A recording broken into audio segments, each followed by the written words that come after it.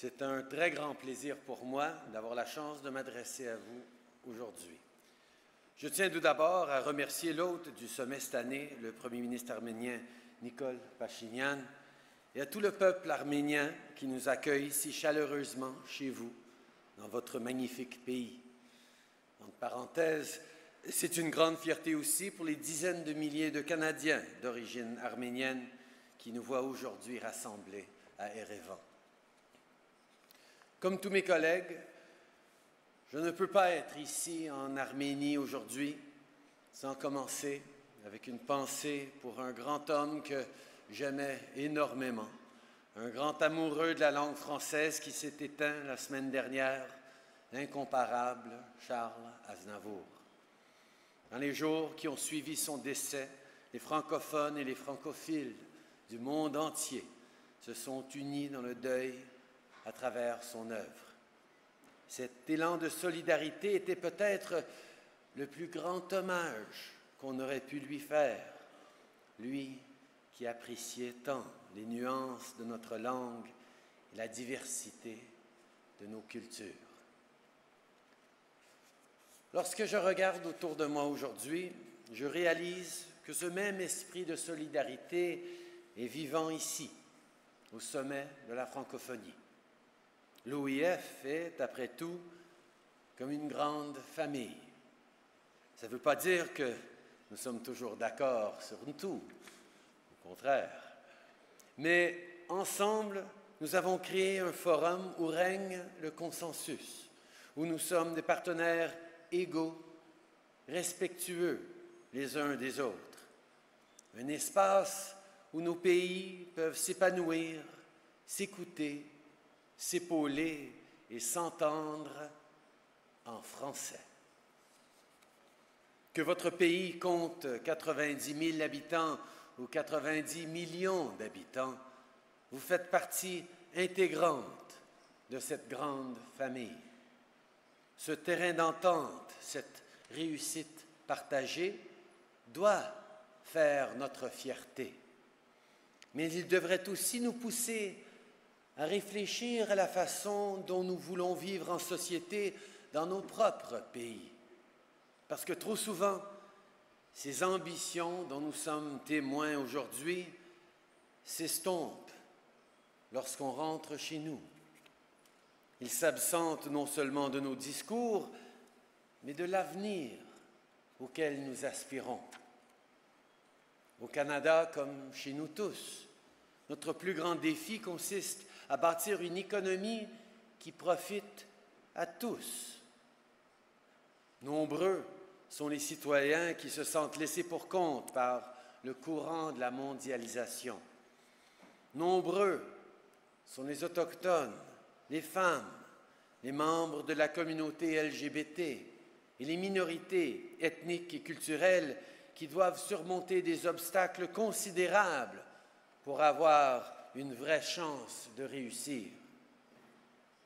Aucun pays ne peut espérer atteindre son plein potentiel sans la participation de tous ses citoyens, quels qu'ils soient, d'où qu'ils viennent ou quelle que soit leur croyance.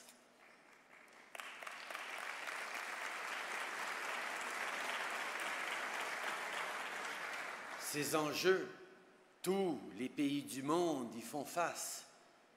Mais la bonne nouvelle, c'est que les pays de la francophonie sont les mieux placés pour renverser la tendance actuelle et bâtir les économies du 21e siècle, les économies fortes, résilientes, prospères et inclusives.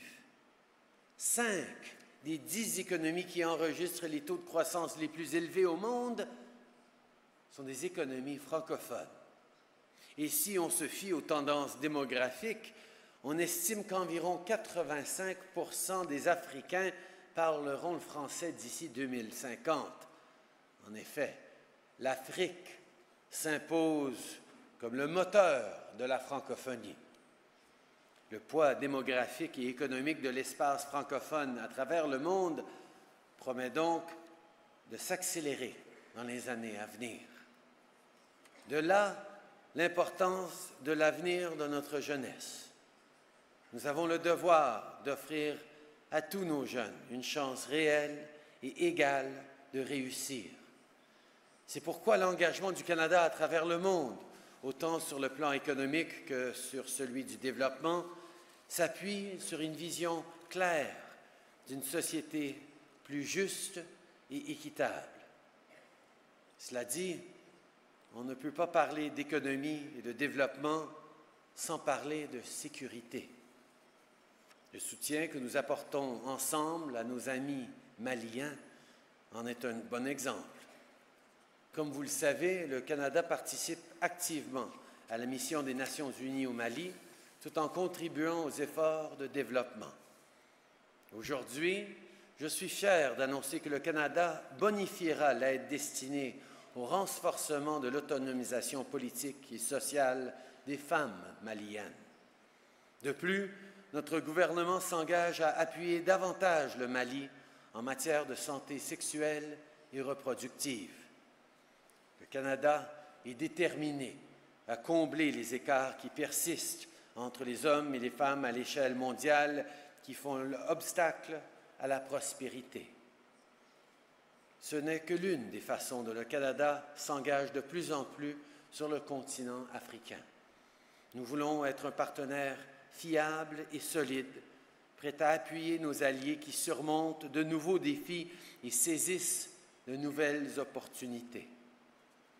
Je tiens également à vous dire que le Canada continuera de promouvoir et défendre avec énergie les valeurs chères à l'OIF et au Canada que sont les droits de la personne et la langue française.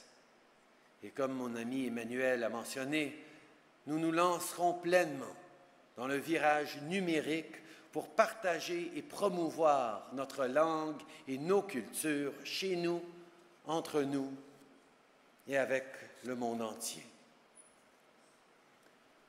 Aujourd'hui, je veux aussi souligner quelqu'un d'extraordinaire, une amie, notre secrétaire général, Mme Michaëlle Jean, pour son travail remarquable à la tête de la francophonie.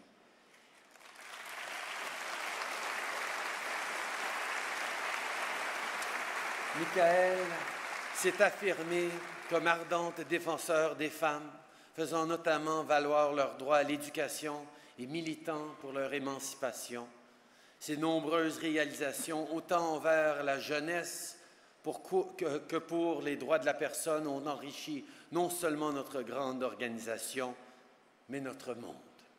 Elle donne une impulsion aux causes qui nous tiennent tous à cœur avec son dévouement et son énergie contagieuse.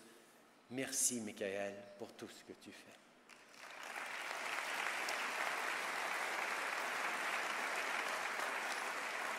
Mes chers amis, ce sommet arrive à un moment charnière. Plus que jamais, nous devons nous montrer solidaires les uns envers les autres. Vivre ensemble, oui, parce que ce n'est qu'ensemble que nous pourrons relever les grands défis de notre époque et surtout saisir les opportunités qui s'offrent à nous. Merci beaucoup, mes amis.